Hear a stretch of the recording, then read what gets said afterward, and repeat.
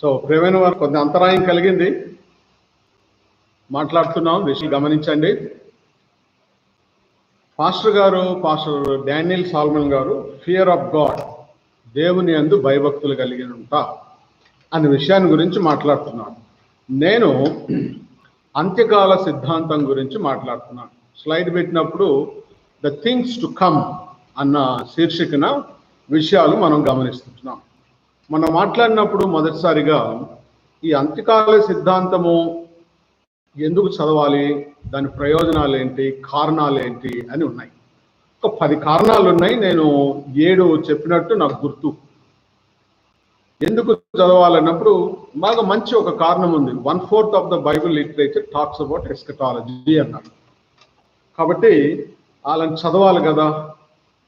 25% Bible గ్రంథము దేవుని చేత ప్రేరేపించబడిన వాక్యము చెప్తున్న సంగతులను భయపడో లేదు మరొక కారణాన్ని బట్టో నిర్లక్ష్యం చేయకూడదు కదా, అందుకు చదవాలి అని అన్నా. అది మొదటి కారణం అన్నా. అలాగే నేను మాట్లాడుకుంటూ వస్తూ ఎస్కటాలజీ చదవడం ద్వారా దేవుణ్ణి కాస్తంత మెరుగైన ఆరాధనలు మనం సల్పవచ్చు. We can worship God better. దేవుణ్ణి ఆరాధించాలి. ఏ వాక్యం తీసుకున్నా ఏది తీసుకున్నా మనం ఆరాధనకే నడిపిస్తుంటుంది. అంత్యకాల సిద్ధాంతాన్ని చదివినప్పుడు దేవుణ్ణి ఆరాధించడంలో మెరుగైన పద్ధతి లభిస్తుంటుంది. అలాగే సువార్త సేవ చేసే విషయంలో, నైతికంగా జీవించే విషయంలో, యేసుక్రీస్తుని అవగాహన చేసుకునే విషయంలో చాలా ముఖ్యంగా 4% అని చెప్పాను చూడండి, గుర్తుపెట్టి ఎక్కడి నుండి వచ్చాం, ఎక్కడికి వెళ్తున్నాం, what is the purpose of this life అని అనుకున్నాము. ఎథికల్ లైఫ్ గురించి ఇదే మనకు చక్కటి పాఠాలు నేర్పిస్తుంది. అలా మాట్లాడుతూ వై ఎస్కటాలజీ అని కొన్ని కారణాలు చెప్పుకున్నాం. ఆ కోణంలోనే ఒక 6 లేదా 7 టాక్స్, 7 టాక్స్ ఆన్ ఎస్కటాలజీ ఇవ్వాలనేది ఉద్దేశం. ఒక 2 వారాలు దీని గురించి మాట్లాడి ఆ తర్వాత విషయాలు మనం ఇంకొక రూపంలో మనం తీసుకుని వెళ్దాం. సో ఈ విధంగా మాట్లాడుతున్నప్పుడు థింగ్స్ టు కమ్ అనే దశలో మొదటి ఇంట్రడక్షన్ అది చూసుకున్నాం, వై ఎస్కటాలజీ రీజన్స్ అని. తర్వాత ఈరోజు కాకుండా రేపు ఎల్లుండి ఏం మాట్లాడుకుంటున్నామంటే యేసుక్రీస్తు వారి రాకడ సంబంధించి సూచనలు ఏంటి, science of second coming of Christ, అదొక టాక్ ఉంటుంది. అంతకంటే చాలా ఆసక్తికరమైన విషయం ఏమంటే వై సెకండ్ కమింగ్, యేసుక్రీస్తు వారు తిరిగి ఎందుకు రావాల్సి ఉంది అన్న కారణాలు కూడా తెలుసుకుంటే విశ్వాసం పదిలంగా ఉంటుంది. తీర్పునికి సంబంధించిన విషయాలు, ఎన్ని రకాలైన తీర్పులు ఉంటాయి అని. అలాగే మాట్లాడుతున్నప్పుడు పునరుత్థానము, ఎన్ని రకాలైన పునరుత్థానాలు ఉన్నాయి, అవగాహన అవసరం. ఒక ఆర్గనైజేషన్ వాళ్ళు గతంలో నేను ఉన్నప్పుడు పాస్టర్స్కి అందరికీ ఒక క్వశ్చనైర్ పంపారు. పునరుత్థానాలు ఎన్ని ఉన్నాయి మీరు చెప్పండి అని కొన్ని వేస్తుంటే 1-2 చెప్పిన తర్వాత మిగతాలో ఆ ఓల్డ్ టెస్టమెంట్ సెయింట్స్ ఉంటారు, మృతుల పునరుత్థానం, దాని గురించిన విషయాలే అది బేస్ చేసుకుని నేను చాలా మంది పాస్టర్స్తో, లేమెన్స్తో మాట్లాడాను. పునరుత్థానం గురించి వాట్ ఈజ్ యువర్ అండర్స్టాండింగ్, ఎక్కడెక్కడ ఉన్నాయంటే చాలా మంది ఈ పునరుత్థానానికి సంబంధించిన ఆలోచనలో సరైన అవగాహన లేకుండా ఉన్నట్టు కనపడింది. So one of the reasons, ఈ మాటలు ఎందుకు చెప్తున్నాను ఈ లాక్డౌన్ పీరియడ్లో అంటే వీటిని గురించిన అవగాహన మనం పెంచుకుంటే బాగుంటుంది, నాలెడ్జబుల్ అనే విషయాల గురించి. సో తీర్పుల గురించిన విషయాలు, పునరుత్థానం గురించిన విషయాలు, ర్యాప్చర్ అండ్ ఇట్స్ నేచర్, సంఘం ఎత్తబడుట, అదొక టాక్ గురించి మాట్లాడుతున్నాం. దాని తర్వాత శ్రమలు అన్నారు, మహాశ్రమలు అన్నారు. ఏంటి శ్రమలు, ఎందుకు అంత శ్రమ పెట్టాలా, 7 సంవత్సరాలు దేవుడు, వాటి ఉద్దేశం ఏంటి, ఎందుకు అనే విషయాలు, వై ట్రిబులేషన్ అని. ఇలాగా ఇంకొకటి గాడ్స్ టైం టేబుల్ అనేది ఒకటి. Eternal state, heaven and hell, రెండు కూడా, హెల్ ఎలాగుంటుంది, హెవెన్ ఎలాగుంటుంది, ఆ విషయాలు కూడా సంపూర్ణంగా ఏమాత్రం అనుమానం లేకుండా బైబిల్లో చిత్రీకరించడం జరిగింది. సో ఇవి మనము నేర్చుకోవడానికి మనం ప్రయత్నం చేస్తాం. ఈరోజు 2వ టాక్ సంబంధించి థింగ్స్ టు కమ్ 2వ భాగంలో రీజన్స్ ఫర్ ఎస్కటాలజీ అయిపోయింది. Now the second talk is God's time table అని మాట్లాడుతున్నాను. గాడ్స్ టైం టేబుల్, టెక్నికల్గా దీన్ని ఏమన్నారంటే డిస్పెన్సేషనలిజం, థియాలజీ ఆఫ్ డిస్పెన్సేషనలిజం, ఆ డిస్పెన్సేషన్ థియాలజీ. అంత పెద్ద మాట మనకొద్దు, మనం దాన్ని కట్ డౌన్ చేసుకొని మనకు అర్థమయ్యేలాగా భాషలో ఎంతవరకు వెళ్దాం అంతవరకు తీసుకొని దాన్ని కస్టమైజ్ చేసుకోవడానికి ప్రయత్నం చేద్దాం. ఇంకా టైం టేబుల్ అంటే అందరికి అర్థమవుతుంది. God's time table for human history. God's time table గురించి మనము నేర్చుకోవడం మంచిది. ఈరోజు ఒకటి మాట్లాడతాను, వీలైతే రేపు దానియేలు గ్రంథంలో ఉన్న దర్శనాలన్నీ కూడా చాలా పవర్ఫుల్. అది టెక్స్ట్ బుక్. ఎస్కటాలజీకి దానియేలు గ్రంథం ఒక టెక్స్ట్ బుక్ అనమాట. దర్శనాలు కానీ ముఖ్యంగా 9వ అధ్యాయము 20 వచనం నుంచి 27 చివరి వరకు విషయాలు, ముఖ్యంగా 24వ వచనం అంటే 9వ అధ్యాయం 24 నుంచి 27 వచనాలు, ఒక్కొక్క వచనం ఒక్కొక్క సందర్భాన్ని, అసలు ఆ 6 వచనాల్లో హిస్టరీ అంతటిని చెప్పేశాడు. ఫ్రమ్ హిస్ టైం, ఎప్పుడు నివసిస్తున్నాడు, నరకం పరలోకం వరకు కూడా విషయాలన్నీ చాలా కంటికి కట్టినట్లుగా దర్శనం ఇవ్వబడింది, చెప్పాడు, అది రాయడం జరిగింది. సో 70 వీక్స్ ఆఫ్ డానియల్ అనేది అది రేపు ఎప్పుడైనా చెప్పడానికి ప్రయత్నం చేస్తాను. అది ఇది ఈరోజు చెప్పేది దాదాపుగా ఒకేలాగుంటాయి. కొంచెం చెప్పగలిగితే వాటిని పేర్చి టైం టేబుల్ ఇవ్వగలిగితే, ఇఫ్ పాసిబుల్ నేను ఏదైనా మన BCSలో ఈ చార్ట్స్ 2 పెట్టడానికి ప్రయత్నం చేస్తాను, అది మరింత అవగాహన పెంచడానికి. సో గాడ్స్ టైం టేబుల్ అని చెప్పడం అంటే, టైం టేబుల్ అంటే ఒక దగ్గర ప్రారంభమయ్యి అట్లా కొనసాగించి ఒక దగ్గర ముగించబడాలి. సో ఈ సందర్భంలో మనం జ్ఞాపకం చేసుకోవాల్సింది ఏమనంటే, ముఖ్యంగా క్రైస్తవ విశ్వాసము, మిగతా లోకంలో ఉన్న విశ్వాసాలు, మిగతా విశ్వాసాలన్నీ కూడా అన్ని ఫిల్టర్ చేసుకుంటూ వస్తే హిందూయిజం గురించి మనం భారతదేశంలో ఉన్నాం కాబట్టి, సో క్రైస్తవ విశ్వాసము, హైందవ విశ్వాసము, ఈ రెండింటిని గురించి మాట్లాడుకుంటే, వాటిని సంపూర్ణంగా ఒక మాటలో చెప్పుకుంటే, ఆ వేదాంతాన్ని ఎలా ఒక డయాగ్రామ్ గా చూపెడితే ఏమవుతుందంటే, Christian theology begins at certain point, continuous and ends at another. 2 ends ఉంటాయి. ఇక్కడ ప్రారంభమై ఇక్కడ ఒక స్ట్రైట్ లైన్. క్రిస్టియన్ థియాలజీ అంతా కూడా, క్రైస్తవ విశ్వాసం అంతా కూడా ఒక సరళ రేఖ, ఒక దగ్గర ప్రారంభించబడి ఒక దగ్గర ముగించబడుతుంది. హైందవ విశ్వాసము, హిందూయిజం ఎలాగుందంటే అది సర్క్యులర్ గా ఉంటుంది, ఇట్లా రౌండ్ గా, అట్లా సైక్లిక్ గా రౌండ్, ఇక్కడ ప్రారంభమై వస్తుంది, గడియారం తిరిగినట్టు రౌండ్ తిరుగుతూనే ఉంటుంది, అక్కడ వరకు జాలింది, తర్వాత విషయాలు. So this is the difference.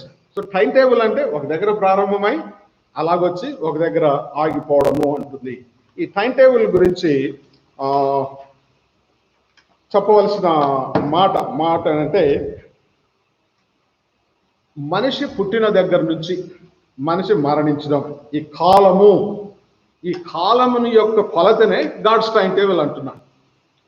మనిషి పుట్టలేదు అనుకోండి, మనిషి కంటే పూర్వం ఎలాగుంది, తర్వాత అలాగ పరలోకం నరకం పోయిన దాన్ని ఏమంటారు అంటే, మనిషికి ముందు మనిషికి తర్వాత లెక్కేసుకుంటే ఎటర్నిటీ పాస్ట్ అన్నారు, ఎటర్నిటీ బిగినింగ్, అంటే beginning ending. Time is the measurement of eternity.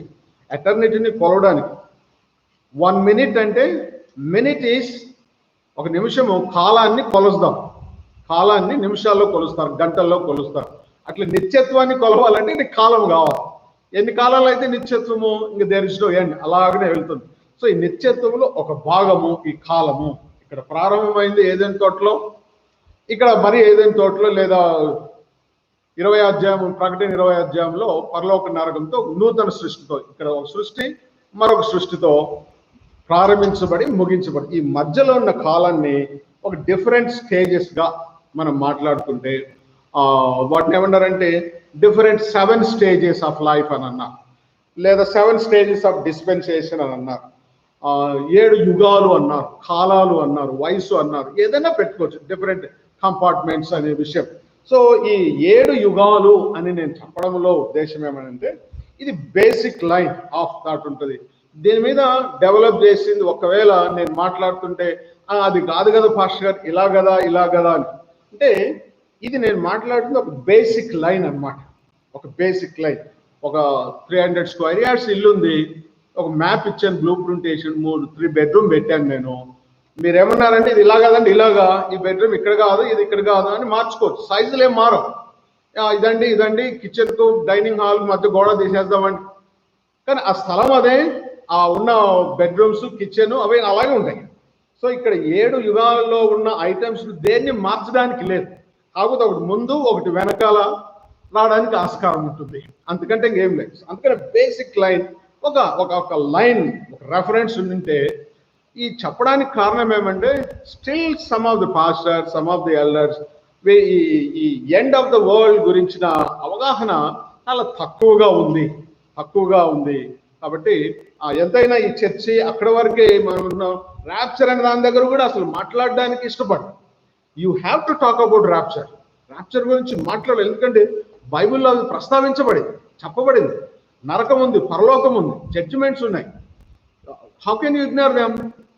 కానీ అవి నేర్చుకోవడానికి కన్ఫ్యూజన్ నుంచి తప్పించబడాలంటే ఈ గాడ్స్ టైం టేబుల్ ఒకటి మనం నేర్చుకుంటే అప్పుడు ఎవరైనా ఎప్పుడైనా చెప్తున్నప్పుడు ఒక పుస్తకం మీరు చదువుతున్నప్పుడు కన్ఫ్యూజన్ కాకుండా ఓహో ఈ బాటమ్ లైన్ ఒకటి ఉంటుంది, దాన్ని బట్టి మీరు రెఫరెన్స్ ఇది కరెక్ట్ మాట్లాడుతున్నారు, ఇది కరెక్ట్ చెప్తున్నారు, ఇది కరెక్ట్ రాయబడింది అని మీ అవగాహన ఏర్పరచుకోవచ్చు.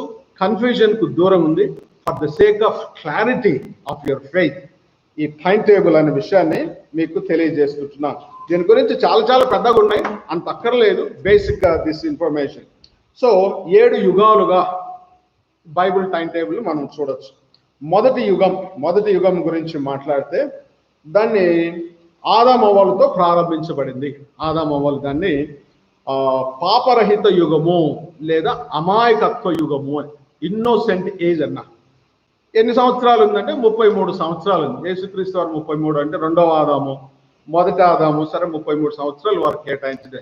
అంటే పాపము చేసేంత వరకు, పండు తిని పాపము చేసేంత వరకు ఆ వయసు ఎన్ని సంవత్సరాలు అనే తర్వాత మనం పక్కకు పెట్టుకున్నా ఆ యుగాన్ని till the point of committing sin సృష్టించబడ్డారు, వివాహమైంది, కొన్ని రోజులు జీవిస్తున్నారు, పండు తిన్నాక పిల్లలు పుట్టారు, అది వేరే సంగతి. పండు తినేంత వరకు ఆ కాలాన్ని స్మాల్ ఉండొచ్చు, బిగ్ ఉండొచ్చు, ఎంతకాలం మనకు తెలియదు. కాబట్టి దాన్ని ఏమన్నారంటే పాపరహితం, అమాయకత్వం, ఇన్నోసెంట్ ఏజ్ అని అన్నారు. తినొద్దు అన్నాడు, పండు తిన్నారు. So man failed there. అంటే ప్రతి యుగంలో కూడా 4 విషయాలు ఉంటాయండి. ప్రతి యుగంలో ద ప్రామిస్ ఆఫ్ గాడ్ ఉంటుంది, ద కవనెంట్ ఆఫ్ గాడ్ ఉంటుంది, ఫెయిల్యూర్ ఆఫ్ మ్యాన్ ఉంటుంది, జడ్జిమెంట్ ఆఫ్ గాడ్ ఉంటుంది. ఇప్పుడు నేను చెప్పే 7 యుగాల్లో కూడా గాడ్ ఒకే విధంగా చేశాడు. ద ప్రామిస్ ఆఫ్ గాడ్,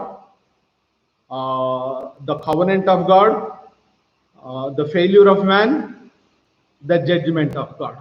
ఈ విధంగా ప్రామిస్ తినొద్దు అని చెప్పిన తర్వాత తినడం వల్ల ఏదైనా తోట నుంచి బయటికి గెంటి వేయడం జరిగింది. అలా అక్కడి నుంచి గెంటి వేయబడిన తర్వాత నుంచి యుగం అలా నడుచుకుంటూ కొన్ని సంవత్సరాలు ప్రవచించింది. ఒక అతను ఏమన్నాడంటే 1600 సంవత్సరాలు, 1623 సంవత్సరాలు అన్నాడు. సంవత్సరాల గురించి పెద్ద డోంట్ వరీ అబౌట్ దాట్, దాని గురించి కాదు. పాపము చేసిన తర్వాత నుంచి కయీను హేబెలు అర్పణలు అర్పిస్తారు కదా, బలి అర్పిస్తారు కదా, అక్కడి నుంచి ప్రారంభించుకుంటూ వచ్చిన దాని నుంచి వచ్చిన యుగాన్ని ఏమన్నారంటే మనస్సాక్షి యుగము అని అన్నారు. మనస్సాక్షి యుగంలో సరే వాళ్ళు మనస్సాక్షి ప్రకారంగా బలులు అర్పిస్తున్నారు, చేస్తున్నారు. God gave value, respected their మనస్సాక్షి. కానీ కొన్ని రోజులైన తర్వాత 6వ అధ్యాయంలోకి వచ్చే లోపల వారి ఆలోచన ఊహంతా చిన్నప్పటి నుంచి చెడ్డది అని చెప్పేసి నోవా కాలంలో వచ్చిన మొత్తం ప్రజలందరినీ జడ్జిమెంట్, మనస్సాక్షికి వ్యతిరేకంగా పనిచేశారు. కాబట్టి నోవాకు వచ్చి భూమి మీద ఉన్న ప్రజలందరూ, that was it. First judgment అంటే ఏదో తోడు బయటికి గెంటేశాడు. రెండో జడ్జిమెంట్ మనస్సాక్షి యుగంలో కూడా మ్యాన్ ఫెయిల్ అయినందుకు జడ్జిమెంట్ ఏమొచ్చింది, అందరినీ తుడిచివేయడం జరిగింది. అది నోవా కాలమైంది. ఈ జడ్జిమెంట్ అయిన నోవాకు బయటకు వచ్చిన తర్వాత మళ్ళీ బలి అర్పించి అక్కడి నుంచి వాళ్ళ మనుషులు ఆ వంశాలు ప్రారంభమై వెళ్ళి రకరకాల దేశాలకు స్థిరపడతాం, అలాగా వెళ్తున్న సమయంలో అది 3వ యుగంలో మనం ప్రవేశిస్తున్నాం. 3వ యుగంలో ప్రవేశిస్తున్నప్పుడు ఏమైంది, దాన్ని హ్యూమన్ గవర్నమెంట్ అని, మనిషి తనను తాను పరిపాలించుకునే ఒక కాలము అని వాళ్ళంతా వాళ్ళు ఆర్గనైజ్ చేసుకుని మళ్ళీ ఇలాగుందాం అని ఒక అవకాశం ఇవ్వడం జరిగింది. దేవునికి కాస్తంత వ్యతిరేకంగా వెళ్ళి సెంట్రలైజ్ అయిపోయి దేవుడు చెప్పిన మాట వినకుండా విస్తృతం కాకుండా బాబేలు గోపురము దగ్గరకు వచ్చేటప్పటికి పరిస్థితి భిన్నమైంది. So God was not happy with their government. అక్కడి నుంచి థర్డ్ జడ్జిమెంట్ ఏమంటే వారు భాషలు తారుమారు చేసి భూమి అంతా కూడా వాళ్ళు డిఫరెంట్ లాంగ్వేజ్తో మతాలతో ఏమంటే సంచరించడం జరిగింది. వారు చెదిరిపోవడం జరిగింది. బాబేలు గోపురము అన్న సంగతి దాన్ని ఏమనంటే మానవ ప్రభుత్వ కాలము అని. అంటే నోహు బయటకు వచ్చిన తర్వాత నుంచి బాబేలు వరకు మధ్యలో ఉన్న కాలాన్ని ప్రభుత్వము, మానవ ప్రభుత్వం, హ్యూమన్ గవర్నమెంట్ అని మూడవది యుగాన్ని గురించి మాట్లాడారు. ఇక నాలుగో యుగం గురించి మాట్లాడితే, నాలుగో అంటే బాబేలు పర్వతం నుంచి అయిపోయిన తర్వాత ఏం చేయాలా? ఇప్పుడు బాబేలు అందరూ వెళ్ళిపోయారు పర్వతం, ఇప్పుడు ఏం చేయాలో? What to do? God came with different plan. ఆ ప్లాన్లో ఏమిందంటే ఊరు అని పట్టణంలో అబ్రహాన్ని పిలవడం జరిగింది. అంటే 12th చాప్టర్, 6th చాప్టర్ నుంచి 12th చాప్టర్ జెనసిస్కి వచ్చామన్నమాట.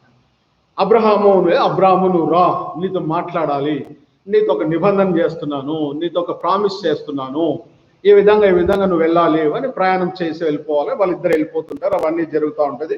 సో ఇది వాగ్దానం ఇవ్వడం జరుగుతుంది. వాగ్దాన యుగము అని కూడా మనం మాట్లాడుకోవచ్చు. So the promise, the age of promise, వాగ్దాన యుగం అంతా చేసిన తర్వాత ఈ పిల్లలు పెద్దవారైపోయి ఒక్కొక్క రకంగా యాకోబు వచ్చి మోసం జరిగిపోయి యోసెఫ్ను తృణీకరించడం, అతను పారిపోవడం, కరువు రావడం, వీరంతా ఐగుప్తు దేశానికి వెళ్ళడం, అక్కడ 430 సంవత్సరాలు ఐగుప్తు దేశంలో ఉన్నారు. అంటే అబ్రహాము నుండి నిర్గమకాండము 1వ అధ్యాయము మోసే పుట్టేంత వరకు కూడా, అంటే between Abraham and Moses, Abraham నుంచి మోసే వరకు ఉన్న కాలం వాగ్దాన కాలము, the promise, age of promise అని చెప్పవచ్చు. మోసెస్ వచ్చిన తర్వాత సో న్యాచురల్గా లా, ధర్మశాస్త్రం అని, అది ధర్మశాస్త్ర యుగము. ధర్మశాస్త్రాన్ని ఏమన్నా ఇదిగో ధర్మశాస్త్రం చేస్తే మీరు ఒబే చూస్తే నేను అబ్రహాంకి చేసిన వాగ్దానాలను మీకు నెరవేరుస్తానన్నా. సో అక్కడ కూడా వాళ్ళు డిసప్పాయింట్ చేయడం కొంత చేశారు. 1, 2, 3, 4 దావీదు తప్పనిచ్చి ఇంకొక 2, 3 రాజులు మినహాయించి ఆల్ 32 ఎక్సెప్ట్ 2 or 3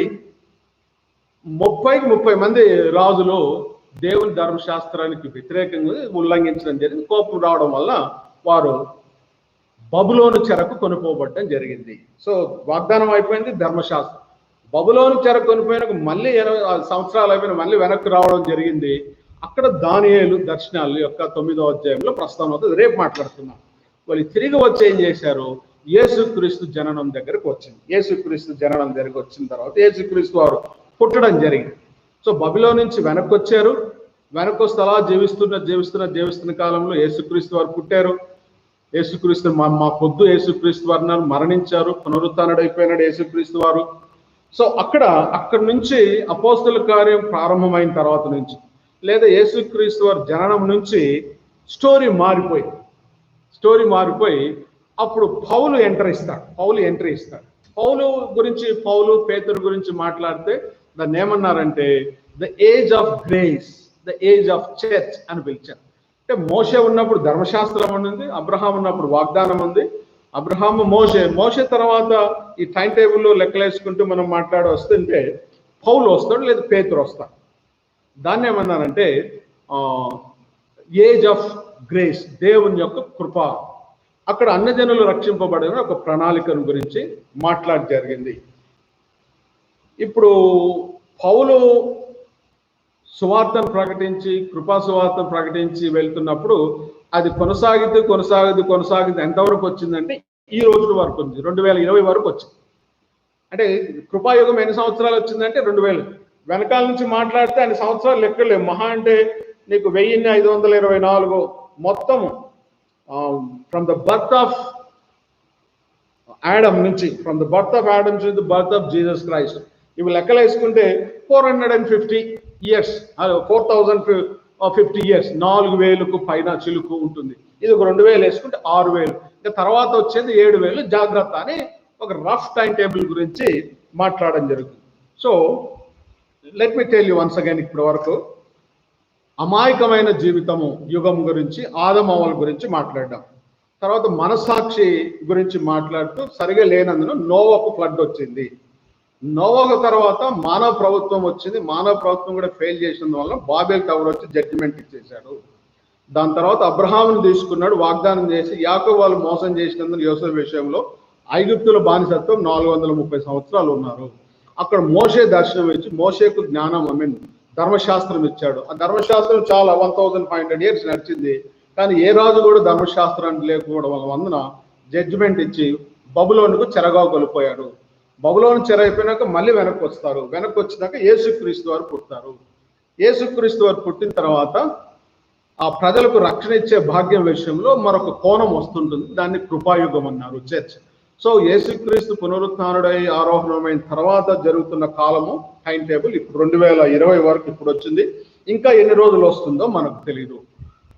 ఇప్పుడు వరకు జరిగింది ఏమనంటే చరిత్ర. ఇప్పుడు వరకు జరిగింది చరిత్ర. ఈవెన్ టుడే రేపు ఎల్లుండి ఏమవుతుంది అనేది ఎస్కటాలజీ. రేపు ఎల్లుండి ఏం జరుగుతుందో దాన్ని అంత్యకాల సిద్ధాంతము.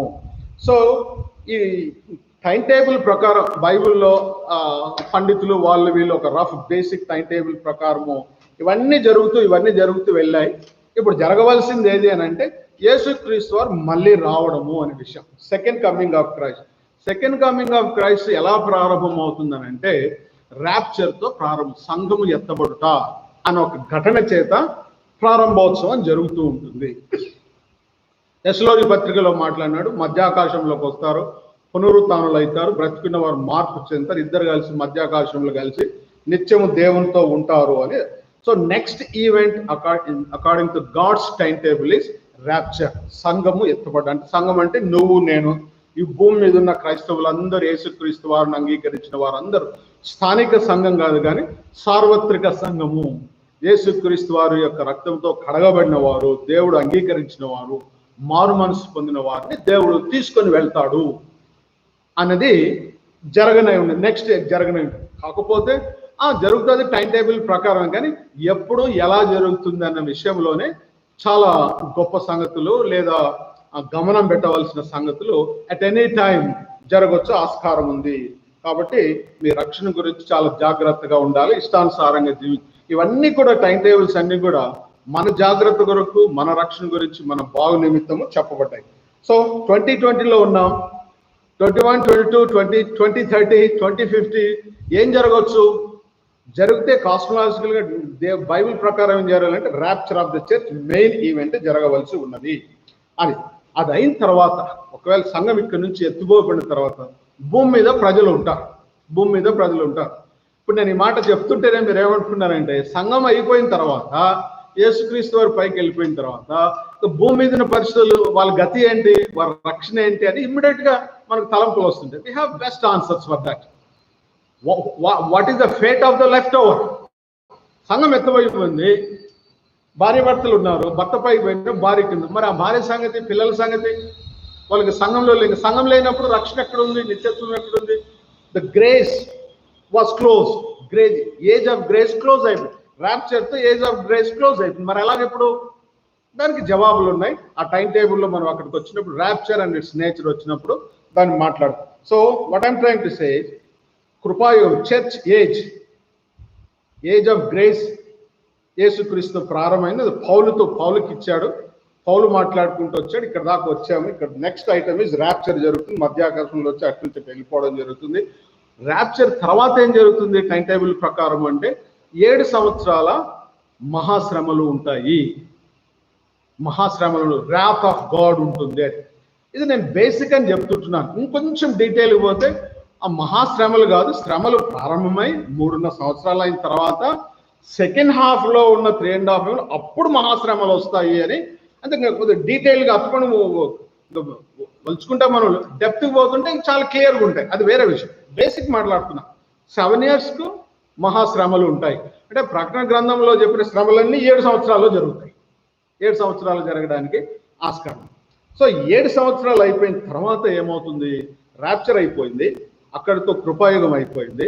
కృపాయుగం తర్వాత 7 సంవత్సరాల శ్రమలు వచ్చాయి. అది కూడా కృపాయుగంలోనికే లెక్కలు వేశారు. తర్వాత యేసుక్రీస్తు భూమి మీదకి దిగి రావడం జరుగుతుంటుంది. ఒలీవ కొండలో చెప్పినట్టు ఒలీవ కొండ మీదనే కాలు పెడతాడు. అది కూడా మాట్లాడదాం. టాక్స్ లో ఒక భాగం ఉంది. భూమి మీదకి వచ్చిన తర్వాత 7 సంవత్సరాల శ్రమ అయిపోతుంది. కృపాయుగం 2000 అయిపోయింది. 2000, 3000 అవుతుందో, 3000 సంవత్సరాలు అవుతుందో మనకు తెలియదు. లేదా రేపు ఎల్లుండో ముగిసిపడుతుందో మనకు తెలియదు. 7 సంవత్సరాలు ఉంది. 7 సంవత్సరాలు అయిపోతుంది. యేసుక్రీస్తు భూమి మీదకి వస్తాడు. భూమి మీదకి వచ్చిన తర్వాత 1000 ఏళ్ళు పరిపాలన చేస్తాడు. ఏం జరుగుతుంది 1000 ఏళ్ళ పరిపాలనలో? ఒక హాఫ్ అన్ అవర్ మనం చక్కటి టాక్ మనం తీసుకోవడానికి ఆస్కారం ఉంటుంది. ఆ 1000 ఏళ్ళు అయిపోయిన తర్వాత శ్వేత సింహాసనము అని కూర్చోవడం, అక్కడ తీర్పు జరగడం, ఆ తీర్పు అయిన తర్వాత eternal state, hell and heaven అనే విషయాలు ఉంటాయి. సో ఈ విధంగా 7 విషయాలు: పాపరహిత జీవితం, ఇన్నోసెంట్ అమాయకత్వమైన యుగము, మనసాక్షి యుగము, మానవ ప్రభుత్వ యుగము, వాగ్దాన యుగము, ధర్మశాస్త్ర యుగము, కృపాయుగము, 1000 ఏండ్ల పాలన అనే 7 ఉన్నాయి. జస్ట్ మీకు గుర్తుండడానికి కోసము మీ అవగాహన జస్ట్ సింపుల్గా వీలైతే నేను ఒక 2-3 స్లైడ్స్ బీసీఎస్లో పెడతాను, గమనించండి. నేమ్స్ చెప్తాను, 7 మంది పేర్లు మీరు నేర్చుకుంటే time table from Adam to the end, first Adam to the last Adam, ఈ టైం టేబుల్ అంతా మీకు వచ్చేస్తుంది. ఆదాము ఇన్నోసెంట్ ఏజ్, ఫెయిల్ అయినందుకు get out of the garden అని అన్నాడు. యాడమ్ అయిన తర్వాత నోవహ్ వచ్చాడు, మనస్సాక్షి కూడా సరిదించలేదు.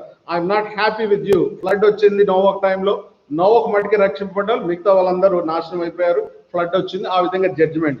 నోవహ్ తర్వాత ఏం జరిగింది? బాబేలు గోపురం జరిగింది. నిమ్రోద్ వస్తాడు, బాబేలు గోపురంలో జరిగిన తర్వాత అక్కడ భాషలు తారుమారు జరిగింది. ఆదాము, నోవహు, బాబేలు. బాబేలు తర్వాత ఎవరు వస్తారు? 12వ అధ్యాయంలోకి వస్తాము, అబ్రహాంకి వస్తాం. అబ్రహాంతో ప్రామిస్ కవెనెంట్, నిన్ను ఇస్కరేణు వల్ల నిన్ను దీవిస్తాను, కానాను వాగ్దాన దేశం ఇస్తాడు. అబ్రహాం తర్వాత 12వ అధ్యాయంలోకి వచ్చిన తర్వాత మోజస్, ఎక్సోడస్కి వచ్చినప్పుడు మోజస్ వస్తాడు. Genesis to exodus. మోజస్ వచ్చిన లా వస్తుంది, ప్రామిస్ తర్వాత లా. ఆఫ్టర్ మోజస్ పాల్, అంటే ఈ కృపాయుగము, ఈ చర్చ్ ఏజ్ అంత గురించి కృపాయుగం పౌల్ అంటాడు. అంటే జీసస్ క్రైస్టే బ్రాకెట్లో పెట్టుకొని పౌల్, సువార్త సంఘము అని. పాల్ అయిన తర్వాత Jesus Christ. Jesus Christ 1000 years. Adam, నోవహ్, Babel, Abraham, Moses, Paul, Jesus Christ. ఈ 7 మంది పేర్లు పెట్టుకుంటే 7 యుగాల గురించి మనం అర్థం చేసుకోవడానికి ఆస్కారం ఉంటుంది. ఇది ఒక God's promise, God's commandment break అయినందుకు జడ్జిమెంట్ వచ్చింది. సో ప్రతి యుగంలో ఇదే టైం టేబుల్ నడిచింది కాబట్టి ఇది మనం గుర్తుపెట్టుకోకుంటే, ఇప్పుడు వేర్ ఆర్ వి, ఎక్కడున్నాం మనము ఈ టైం టేబుల్లో? ఇక్కడ నుంచి ఇక్కడ ఆదాం ఇక్కడ ప్రారంభమై యేసుక్రీస్తు వారు 1000 ఏళ్ల పరిపాలన, శ్వేత సింహాసనము, ఈ time table where are you? హాస్పిటల్స్లో ఎప్పుడైనా మనం పోయినప్పుడు, పెద్ద పెద్ద హాస్పిటల్స్ బిల్డింగ్ పోయినప్పుడు అక్కడక్కడ కొన్ని బొమ్మలు పెడతారు, ఫైర్ డిపార్ట్మెంట్ వాళ్ళు అన్ని ఎక్స్ప్లెయిన్ చేస్తూ ఎర్ర బొమ్మ వేసి యు ఆర్ హియర్ అంట. ఆ బొమ్మ మ్యాప్ చూస్తున్న వాళ్ళు నువ్వు ఇక్కడ ఉన్నావు, ఒకవేళ అగ్ని ప్రమాదం జరిగితే ఈ రూట్లో పోండి అని. అంటే నువ్వు ఎక్కడున్నావో తెలిస్తే ఎక్కడ పోవడమో నీకు అర్థం కావడానికి ఆస్కారం. ఈ టైం టేబుల్లో మనం ఎక్కడున్నాము అంటే మనసాక్షిగం పోయింది, ప్రభుత్వం పోయింది, ప్రామిస్ పోయింది, ధర్మశాస్త్రం పోయింది, కృపాయుగంలో చర్చ్ ఏజ్లో ఉన్నాం. ఈ చర్చ్ ఒకరోజు దేవుడు పరలోకాన్ని తీసిపోయాడు. Right now we're in the church age అన్న సంగతిని మనం జ్ఞాపకం చేసుకొని, this is going to happen. Next పునరుత్థానం వచ్చే కార్యక్రమమే తరువాయి. ఎప్పుడు ఎలాగనేది అది ఒక మిస్టరీగానే ఉంటుంది, ఎప్పుడైనా రావచ్చు అన్నట్టుగా మనం మాట్లాడాలి. క్రీస్తునందు ప్రియమైన వారులారా, ఈరోజు ధ్యానం యొక్క ఉద్దేశం ఏమంటే, గాడ్స్ టైం టేబుల్, ఈ సృష్టి కాలము ఎక్కడ ప్రారంభమైంది? ఈ మానవ చరిత్ర నడుచుకోవచ్చు. కొన్ని సంవత్సరాలు అయిపోయి కరెక్ట్గా ఏజ్ని కొలవడానికంటే ఈ సంఘం యొక్క ఏజ్నే, వయసునే మనం బాగా కొలవచ్చు. యేసుక్రీస్తు పుట్టినప్పటి నుంచి ఇప్పటికి 2020 సంవత్సరాలు ఉన్నాయి. ఇంకా ఎంతకాలం ఉంటుందో మనకు తెలియదు. ఒకవేళ ర్యాప్చర్ అంటూ జరిగితే 7 సంవత్సరాలు, 7 సంవత్సరాల తర్వాత 1000 సంవత్సరాలు. ఇది దేవుని యొక్క ప్రణాళిక. దీన్ని దేవుడు చక్కగా అమలు చేసుకుంటూ వెళ్తాడు. పునరుత్థానమైన స్త్రీలతో తాను చెప్పినట్టే లేచి ఉన్నాడు, చెప్పినట్టే జరిగాయి, చెప్పినట్టే లేచాడు, చెప్పినట్టే రావడం కూడా జరుగుతుంది. కాబట్టి ప్రియమైన వాళ్ళరా, ఈ విషయాలు జ్ఞాపకం చేసుకొని మనము ఆత్మీయంగా తగిన జాగ్రత్తలు తీసుకొని విశ్వాసంలో బలపడుటకు, అదే సమయంలో మన రక్షకుడైన యేసుక్రీస్తు నందు ఆనందిస్తూ సంతోషిస్తూ ఆ కృపలో మనం ఎదుగుతూ యేసుక్రీస్తు వారికి తగినట్లుగా ఈ భూమి మీద జీవించడానికి మనం ప్రయత్నం చేద్దాం. ఈ ధ్యానాన్ని దేవుడు ఆశీర్వదించును గాక. ప్రార్థన చేస్తాం. మా ప్రభు దయగలిగిన దేవ, ఈరోజు గాడ్స్ టైం టేబుల్ అని ఆదాం మొదలుకొని 2వ ఆదాం వరకు మధ్యలో అన్ని వర్షం. ఆదామును చూసుకున్నాం, నోవహును చూసుకున్నాం, బాబేలును చూసుకున్నాం, అబ్రహామును చూసుకుంటున్నాం, మోజస్ను చూసుకున్నాం, పౌలుని చూసుకున్నాం, యేసుక్రీస్తు వారు 7,000 సంవత్సరాలు, అట్లా 7 పీపుల్ 7 ఏజెస్, యుగాలను గురించి మాట్లాడుకున్నాం. గతంలో ఇప్పటి వరకు ఇలాగ జరిగాయి, ఇప్పుడు ఇలాగున్నాం. గతంలో ఇవి అక్షరాల జరిగిన విషయాన్ని బట్టి రానున్న విషయాలు కూడా ఎప్పుడైనా జరిగే అవకాశం ఉంది. So the past guarantees the future.